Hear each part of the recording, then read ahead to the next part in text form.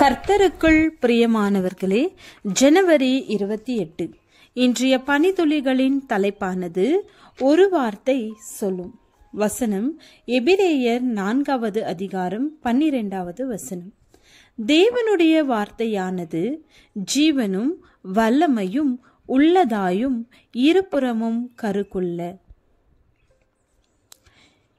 கிழக்கிந்திய நாட்டின் ஆட்சி புரிந்த சக்கரவர்த்திக்கு விரோதமாக ஒரு இளவரசன் எதிர்த்து யுத்தத்திற்கு வந்தான். யுத்தத்தில் இளவரசன் வீரதீரம் செய்தாலும் முடிவில் தோல்வியடைந்தான். இளவரசனை பிடித்து சக்கரவர்த்தியின் முன்னால் கொண்டு நிறுத்தினார்கள். அவனுக்கு மரண தண்டனை விதிக்கப்பட்டது. அந்த நேரத்தில் தாகமா இருக்கிறேன் என்று கேட்டபடியால் ராஜா அவனுக்கு தண்ணீர் கொடுக்கும்படி கட்டளையிட்டார். கையிலே குவளை தண்ணீரை ஏந்தி கொண்டிருந்த அவனுடைய கைகள் நடுங்கிக் கொண்டே இருந்தது. அதை கண்டு அந்த சக்கரவர்த்தி இளவரசனை நோக்கி, பயப்படாதே, மெதுவாய் குடி, என்னுடைய போர் வீரர்கள் உனக்கு எந்த தீங்கும் செய்ய மாட்டார்கள் என்றான். அப்படியா? உண்மையாகவா? அப்படியானால் நான் இந்த தண்ணீரை குடிக்க மாட்டேன் என்று சொல்லி கீழே கொட்டினான்.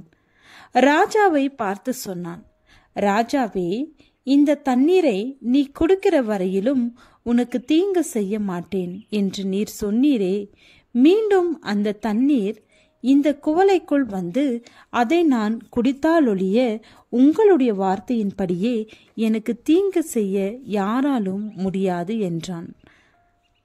ராஜா அவனுடைய ஞானத்தை மெச்சினான். தன் வாயிலிருந்து வந்த வார்த்தையை ஞானமா இளவரசன் பற்றி கொண்டு வாதாடியபடியால் அவனை விடுதலை செய்தான். ஒரு ராஜாவுடைய வார்த்தையே அவ்வளவு நம்பிக்கையுடையதாய் இருக்குமானால் ராஜாதி ராஜாவினுடைய வார்த்தை எவ்வளவு நம்பிக்கையுடையதாய் இருக்கும். அவர் சொல்ல ஆகும், அவர் கட்டளையிட நிற்கும். கர்த்தருடைய வார்த்தைகள் ஒளிந்து போகாது. வானமும் பூமியும் ஒளிந்து போனாலும் கர்த்தரின் வார்த்தைகள் ஒளிந்து போவதில்லை. உண்மையுள்ளது, வல்லமையும் ஜீவனுள்ளது, உத்தமமானது, இனிமையானது, புடமிடப்பட்டவை, அற்புதங்களை செய்கிறது, பிசாசுகளை துரத்துகிறது.